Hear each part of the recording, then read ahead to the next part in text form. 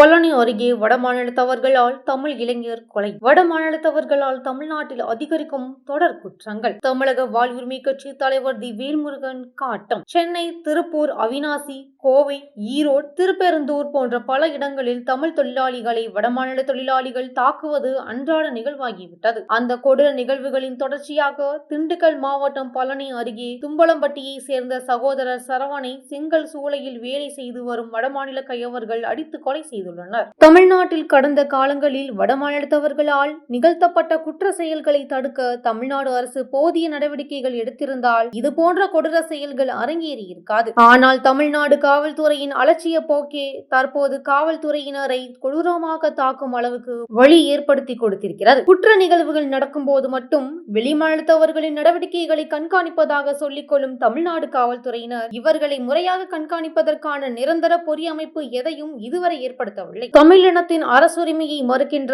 ஒன்றிய அரசு வெளியார் ஆக்கிரமிப்பை ஊக்குவித்து வளர்த்து தமிழர் தாயகத்தை சிதைக்க முனைகின்றது. தமிழின ஆழி தொழிப்பிற்கு அச்சாரமாக தமிழ்நாட்டு மண்ணில் ஆதிக்கம் செய்யும் பாஜகவின் பின்புலத்துடன் வந்துள்ள வடமாநில தொழிலாளர்கள் மூலமாக குஜராத், உத்தரப்பிரதேசத்தை போன்ற மதவெறி கலவரங்களை உருவாக்கி அதை அரசியலாக்கி அதன் வாயிலாக தமிழ்நாட்டில் ஆட்சி அதிகாரத்தை பிடித்து மொத்த மண்ணின் மக்களை சிறுபான்மையாக்கலாம் என பாஜக திட்டமிட்டுள்ளது. ஒன்றிய பாஜக அரசு கொடுத்த தைரியத்தின் காரணமாகத்தான் கோவை, திருப்பூரில் இந்தியில் பிரச்சாரம், திருப்பூரில் கலவரம் ஆகிய குற்ற நிகழ்வுகள் அரங்கேறியது.